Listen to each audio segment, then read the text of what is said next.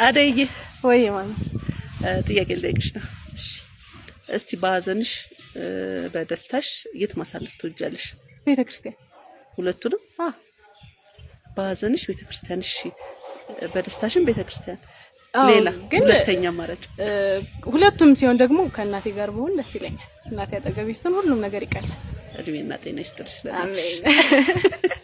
ዴቭ ወይ አንድ ጥያቄ ልጠይቅህ ነው። እሺ አውቶግራፍ የሚባል ነገር እኛ ተማሪዎች ሆነን ነበር፣ ታውቃለህ? አውቶግራፍ? አይ ከስሙ በመነሳት አውቶና ግራፍ አውቶ መኪናውን አይደለም እኮ ነው እንደዛ ያሰብኩት። እሺ ልንገር አውቶግራፍ ምን እንደሆነ። እሺ በእኛ ጊዜ እናንተ አልደረሳችሁበትም።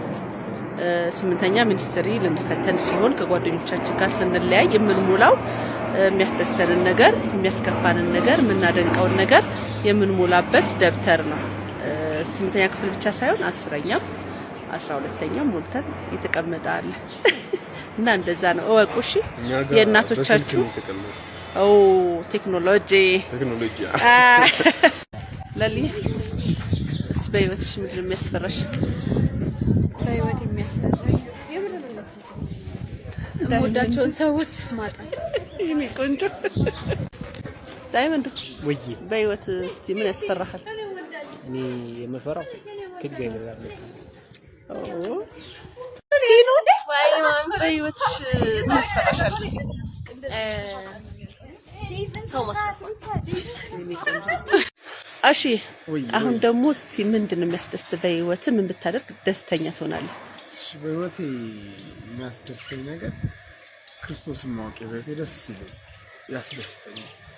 እሱን ማወቅ ደስ ይለኛል። በዚህ ምድር ላይ ሁሉ ነገር አሮጌ የምታረጅ ዓለም ውስጥ ነው ያለነው፣ የምጠፋ ዓለም ውስጥ ነው ያለነው። ቁስ ያረጃል። ለምሳሌ አዲስ ስልክ ገዛው አፕዴት ሆኖ ሌላ ይመጣል። ሁሉም ነገር ያረጃል። በተሸነፈ ዓለም ውስጥ ነው ያለነው።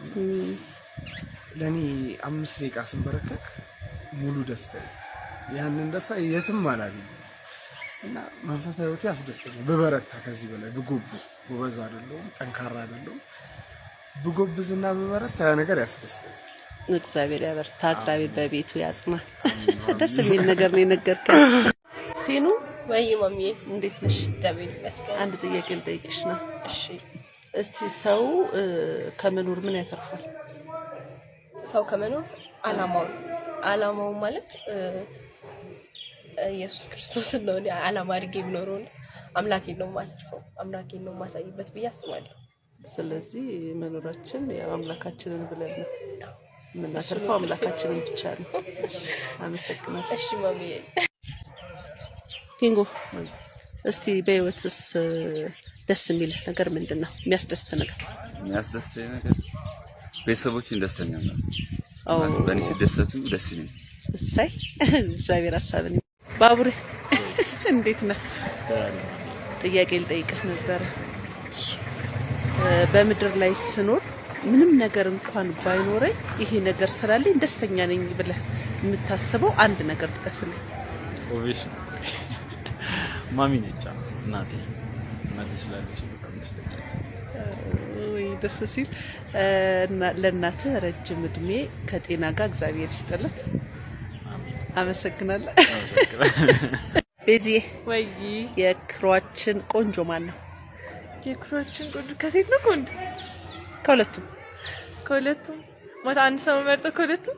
አይ ከወንድ አንድ ከሴት አንድ። እሺ የክሮአችን ቆንጆ ከሴት አደይ። እሺ ከወንድ ኤርሚዮ። እሺ ረጅምስ? ከሴት ረጅም እኔ ነኝ። ከወንድስ? ከወንድ ረጅም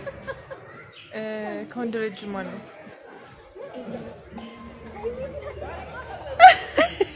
ኤርሚ ነው ረጅም ከሌሎቹም። በቃ መርጥሻል ልጄ። ወይ እስቲ ከክሯችን ቆንጆ ማን ነው? ከሴትም ከወንድም። እሺ ከሴት ላይ ከወንድስ? ከወንድ ደግሞ ከአክተር ነው። ከአክተር ብቻ ቆንጆ ናቸው ናቸው እኮ ቆንጆ ናቸው። ግን ኤላ ሮሚዬ ወይ ማሚ ጥያቄ ልጠይቅሽ ነው። እስቲ ለጓደኝነት የማይሆኑ 3 ባህሪያቶችን እስቲ ንገሪኝ። እሺ የመጀመሪያው ምቀኝነት፣ 1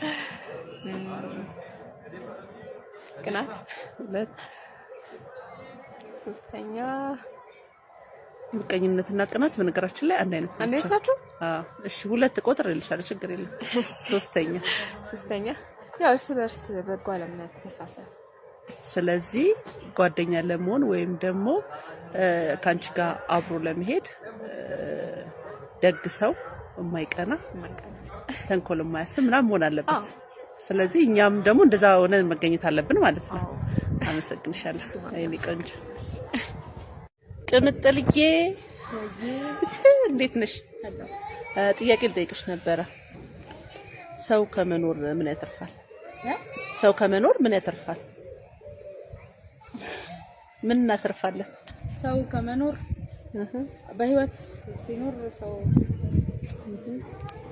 ፈጣሪውን ታዞ የሚኖር ከሆነ ብዙ ነገር ያተርፋል። ደስታውን ያተርፋል፣ ሰላሙን ያተርፋል። ከዛ ቤተሰቡን ማለት ስትኖሪ ዝም ብለሽ አትኖሪማ። ትወልጃለሽ፣ ታድጊያለሽ፣ ከዛ ቤተሰብ ትመሰርቻለሽ ማለት ነው። ስለዚህ ቤተሰብ ስትመሰርቺ ደግሞ እነሱ ልጆችሽ ፍሬዎችሽ ናቸው፣ ትርፎችሽ ናቸው። ስለዚህ ሰው ከመኖር ቤተሰቡን ያተርፋል፣ አጠቃላይ ህይወትን ያተርፋል። ህይወትን ያተርፋል።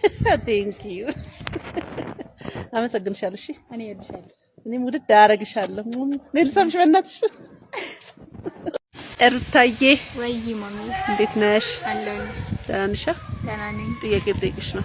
እሺ እስቲ ፍቅር ባንቺ እይታ ማለት ነው እንዴት ትገልጫለሽ? ፍቅር ማለት ማሚ